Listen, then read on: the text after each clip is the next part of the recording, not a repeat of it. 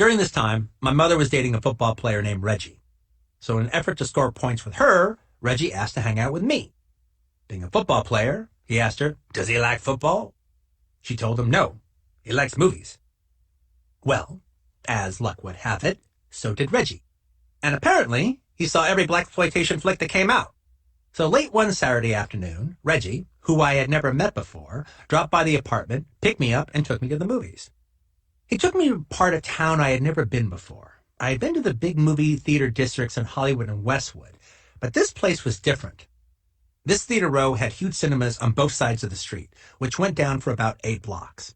I realized when I got older, Reggie took me to the theater district in downtown Los Angeles, located on Broadway Boulevard. All of them were blaxploitation films.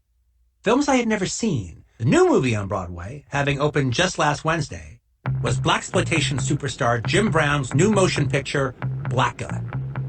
I had seen the TV spots a lot that week, and it looked really exciting. I even remember the radio spot proclaiming, Jim Brown's gonna get the mother who killed his brother. Well, Black Gunn was definitely the movie Reggie wanted to see. One, being the connoisseur that he apparently was, it was the only one of the movies playing he hadn't seen. Also, it was pretty fucking obvious he dug Jim Brown. This being the Saturday night showing of the brand new Jim Brown movie, the huge auditorium, it was probably 1,400 seats, wasn't exactly packed, but it was definitely busy and buzzing with anticipation. My little face was the only white one in the audience. This was to be my first movie in a, except for me, all-black movie theater in a black neighborhood. This was 1972. Then, on a downtown Saturday night, Jim Brown's new movie, Black Gunn, began flickering through the film projector shutter gate for an extremely excited audience of about 850 black folks, 800 of them male. And frankly, I've never been the same.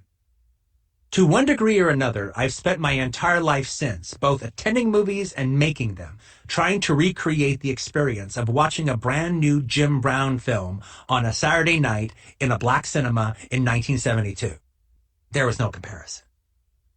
When Jim Brown sat behind his desk and Bruce Glover, Christmas father, and his other white gangster henchmen threatened him, and Gunn hits a button under the desk and a sawed-off shotgun dropped in his lap, the massive theater full of black males cheered in a way the 9-year-old me had never experienced in a movie theater before.